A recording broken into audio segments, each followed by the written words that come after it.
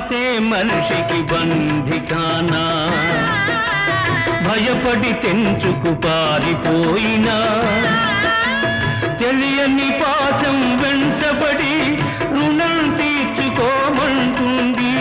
తెలియని పాశం వెంటబడి రుణం తీర్చుకోమంటుంది నీ భుజం మార్చుకోమంటుంది ఈ జీవన తరంగాలలో